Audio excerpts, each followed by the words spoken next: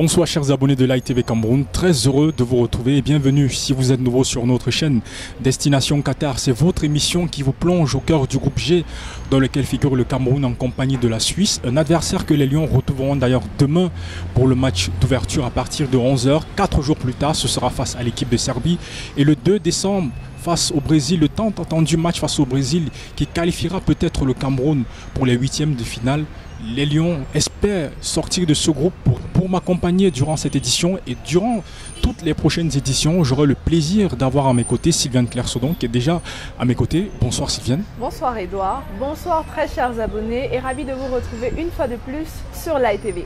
Si vous n'êtes pas encore abonné à notre chaîne, n'hésitez pas à vous abonner et bien sûr à activer la cloche de notification pour ne manquer aucune de nos éditions. Comme l'a si bien stipulé Edouard, nous nous intéresserons particulièrement au groupe G de ce mondial, composé de la Suisse, de la Serbie, du Brésil et bien évidemment du Cameroun. Le Cameroun qui débutera son tout premier match des phases de poule demain contre la Suisse au Al Janoub Stadium. Edouard? Nous retrouverons bien évidemment l'équipe du Cameroun demain pour son entrée en lice.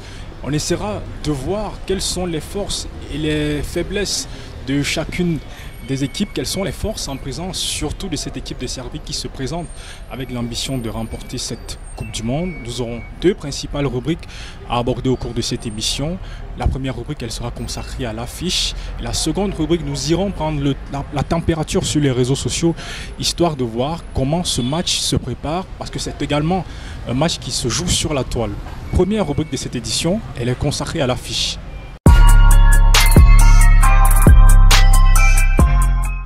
Le Cameroun affronte donc l'équipe de Suisse demain en guise de match d'ouverture. Cameroun-Suisse, ce n'est pas ce qu'on pourrait appeler un classique, surtout à ce stade de la compétition. Et la raison est simple, Sylviane, les deux équipes ne se sont jamais rencontrées. Effectivement, Suisse-Cameroun, c'est une affiche qu'on n'a pas très souvent eu l'occasion de regarder. La Suisse est une équipe qui vient avec beaucoup de force, 11 Coupes du Monde, 5e d'affilée.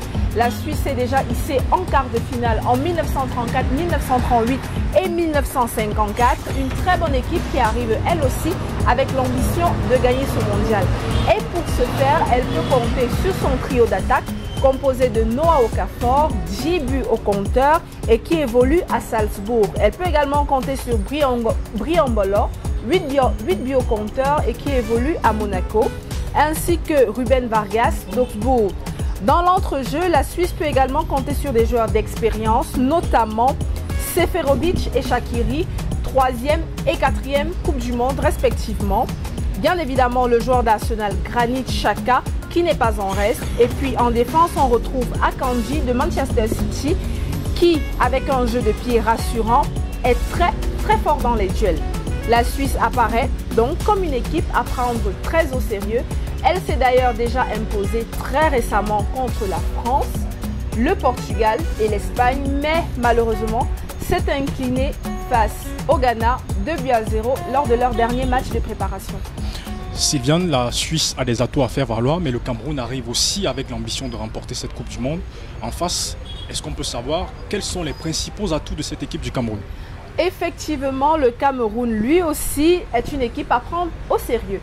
8e phase finale de Coupe du Monde, c'est déjà un très grand palmarès, mais surtout le seul pays à s'être hissé en quart de finale à un mondial. C'est d'ailleurs la seule nation africaine à avoir remporté cet exploit. Évidemment, le Cameroun a un mix entre expérience et performance. C'est avec des joueurs tels que Aboubakar Vincent, qui est à son 2e mondial et 3 CAN au compteur. On peut également compter Nicolas Nkoulou, qui a son 3e mondial. Le Cameroun, c'est également des joueurs tels que Toko Ekambi, qui a effectué de très belles performances, que ce soit à Lyon en club ou encore durant la dernière CAN qui s'est déroulée ici au Cameroun.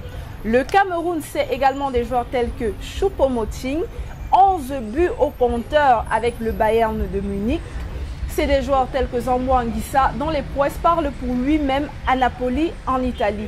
Le Cameroun, c'est également des joueurs tels que André Onana, qui occupera les cages et qui est d'ailleurs le meilleur, dis-moi, l'un des meilleurs gardiens de but actuellement au monde. Cameroun-Suisse, c'est donc une affiche à retrouver demain à partir de 11 h. Sylviane, j'ai une question à vous poser. Si vous deviez faire un pronostic, en faveur de quelle équipe vous mettriez une pièce? il est évident que nous ne pourrons mettre une pièce qu'en faveur du Cameroun. Nous sommes Camerounais dans l'âme, donc nous supportons le Cameroun. Et si je devrais faire un pronostic, ce pronostic irait à l'endroit du Cameroun, qui pour ma part est plus apte à gagner ce match demain. Une victoire pronostiquée pour le Cameroun. On espère que les Lions ont entendu ce message. Quant à nous, on va prendre la deuxième rubrique de cette émission. Elle est consacrée à Sur la toile. Allons voir sur la toile quelle est la température et quels sont les avis des internautes au sujet de cette rencontre qui va opposer les Lions à la Suisse.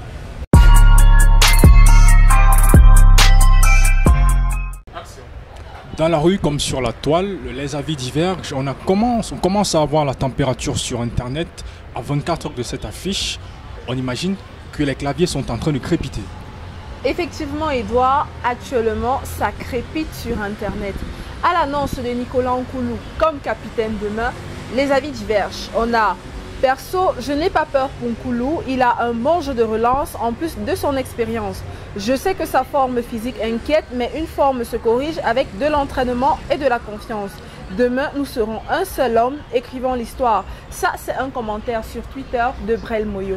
Nous avons effectivement un autre commentaire de Brand Emmanuel qui dit « Plus de 18 ans qu'on n'a pas une équipe potable. Quand ça arrive, les gens veulent tout détruire. J'ai envie de pleurer. » Ça, c'est un commentaire qui prouve qu'ils ne sont pas très d'accord avec l'idée que Nicolas Nkoulou soit le capitaine demain. Bien évidemment, on a également d'autres avis concernant le 11 entrant. Des commentaires qui varient eux aussi. En voici un de King Soufou sur Twitter. Je vois dans les commentaires que Woul n'a pas d'expérience. Votre argument d'expérience si me chope les nerfs. Sont-ils pas tous des professionnels de haut niveau? Faites jouer les meilleurs performeurs.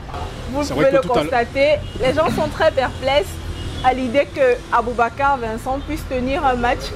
Mais ça, ce sera face à l'équipe du Brésil. C'est vrai que tout à l'heure, vous avez commencé à évoquer le 11 entrant. On a déjà une tendance qui se dessine. En goal, on retrouvera très certainement André Onana.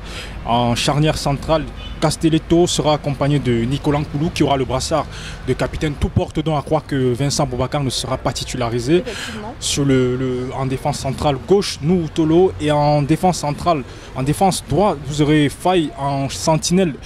Samuel Umgouet qui va remplacer Olivier Ncham qui est blessé et qui a déclaré forfait pour ce match. Ongla et Anguissa auront la lourde responsabilité d'accompagner Toko Ekambi, Choupo-Moting et Brian Bomo en les alimentant afin que ces derniers trouvent la faille pour inscrire les buts qui vont permettre au Cameroun certainement de réussir à s'imposer. Ce n'est pas le classement officiel, mais c'est la tendance qui semble se dessiner après le forfait d'Olivier Ncham qui a déclaré forfait suite à une blessure en cours de journée. On va souhaiter à cette équipe du Cameroun de s'imposer.